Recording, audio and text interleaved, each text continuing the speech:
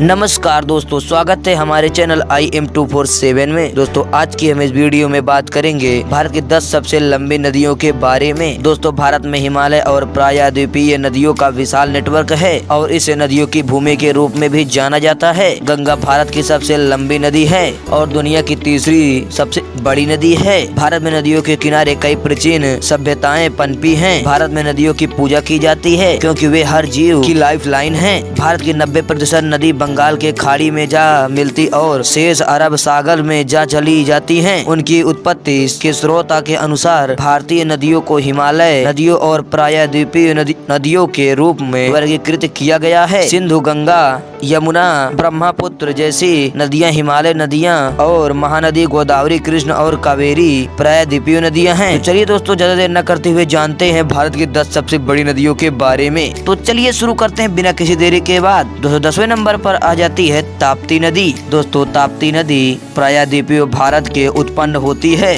और मध्य प्रदेश, महाराष्ट्र और गुजरात से होकर अरब सागर में मिल जाती है। यह भारत में केवल 3 प्रायद्वीपीय नदियों में से एक है जो पूरब से पश्चिम तक चलती है। ताप्ती नदी मेलघाट के जंगल में वन्य जीवों का पोषण और समर्थन करती है जो अपने समृद्ध वनस्पतियों और जीवों के लिए प्रसिद्ध है और इसकी लंबाई 724 किमी है। और 9वें नंबर पर आ जाती है कावेरी नदी। दोस्तों कावेरी नदी तमिलनाडु की सबसे बड़ी नदी है। कावेरी कर्नाटक के कोडागु जिले के ताल कावेरी के पश्चिम घाट से तलहटी से निकलती है। यह नदी कर्नाटक और तमिलनाडु राज्यों के माध्यम से एक दक्षिण पूर्वी दिशा में बहती है और बंगाल की खाड़ी तमिलनाडु में मिल जाती है। कोडगु पहाड़ियों से दक्कन के पठार तक की अपनी यात्रा के साथ कावेरी नदी श्रीरंगपटना और शिवा समुद्र में 2 द्वीप बनाती है। कावेरी नदी को दक्षिण की गंगा के रूप में भी जाना जाता है और इसकी कुल लंबाई 800 किमी है।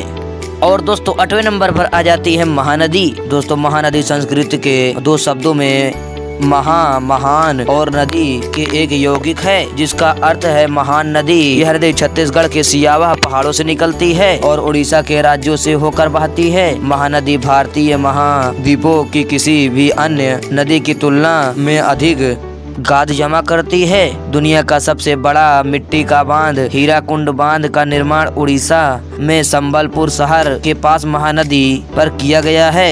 हीराकुंडा बांध के पीछे 55 किमी लंबा हीराकुंड जलाशय है जो एशिया के सबसे लंबी कृत्रिमा के झीलों में से एक है और इसकी कुल लंबाई 890 किमी है। और दोस्तों 7वें नंबर पर आ जाती है ब्रह्मपुत्र नदी। दोस्तों भारत की प्रमुख नदियों में से एक ब्रह्मपुत्र नदी की उत्पत्ति तिब्बत के हिमालय के एसंगी ग्लेशियर से हुई है। वहाँ इसे यारलुंग तत्संगपो नदी के नाम से भी जाना जाता है। यह नदी अरुणाचल प्रदेश के रास्ते भारत में प्रवेश करती है। यह तब असम से होकर गुजरती है और अंत में बांग्लादेश में प्रवेश करती है। ब्रह्मपुत्र डेल्टा 130 मिलियन लोगों का निवास है और नदी के द्वीपों में रहने वाले 6 लाख लोगों का निवास स्थान है और नदी को असम की जीवन रेखा के रूप में जाना जाता है और इसकी कुल लंबाई 916 किमी है और इसी के साथ यह भारत की 7वीं सबसे बड़ी नदी बन जाती है। और दोस्तों इसी लिस्ट में 6वें नंबर पर आ जाती है सिंधु नदी। दोस्तों सिंधु नदी प्राचीन सिंधु घाटी सभ्यता का जन्म स्थान है और एक बहुत ही बड़ा ऐतिहासिक महत्व रखता है। इस महानदी के नाम पर हमारे देश का नाम भी माना जाता है। सिंधु नदी मानसरोवर झील से निकलती है और लद्दाख, गिलगित और बल्टिस्तान तक जाती है। नदी फिर पाकिस्तान में प्रवेश करती है। भारत और पाकिस्तान के बीच सिंधु जल संधि भारत को सिंधु नदी द्वारा किए गए कुल पानी का 20% उपयोग करने की अनुमति देती है। सिंध की कुछ प्रमुख सहायक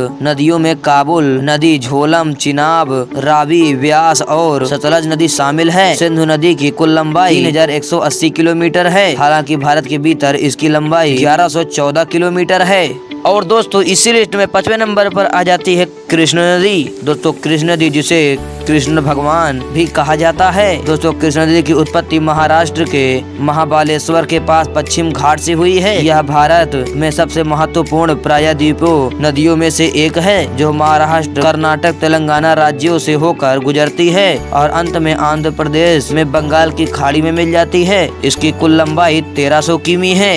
और चौथे नंबर पर आ जाती है नर्मदा नदी। दोस्तों नर्मदा नदी जिसे रेवा भी कहा जाता है, प्रायद्वीपों में भारत की सबसे बड़ी नदी, पश्चिम बहने वाली नदी है। नर्मदा की उत्पत्ति मध्य प्रदेश के अमरकंटक पर्वत से होती है। यह भारत की 7 पवित्र नदियों में से एक है और इसका उल्लेख हिंदियों के विभिन्न प्राचीन लिपियों में किया गया है। 1300 किलोमीटर से अधिक की दूरी तय करने के बाद यह नदी अरब सागर में विलीन हो जाती है और इसी के साथ यह भारत की चौथी सबसे लंबी नदी बन जाती है। और दोस्तों तीसरे नंबर पर आ जाते ही यमुना नदी। दोस्तों यमुना नदी गंगा की सबसे लंबी सहायक नदी है। यमुना की उत्पत्ति उत्तराखंड के उत्तरकाशी में बंदर पूंछ चोटी पर यमुनोत्री ग्लेशियर से हुई है। यह उत्तराखंड, दिल्ली, हिमाचल प्रदेश, हरियाणा और उत्तर प्रदेश राज्यों को 1376 किलोमीटर की दूरी तय करती है और इसी के साथ यह भारत की तीसरी सबसे लंबी नदी बन जाती है। और दोस्तों इसी लिस्ट में दूसरे नंबर पर आ जाती है गोदावरी नदी। दोस्तों गंगा के बाद गोदावरी भारत की दूसरी सबसे लंबी नदी है।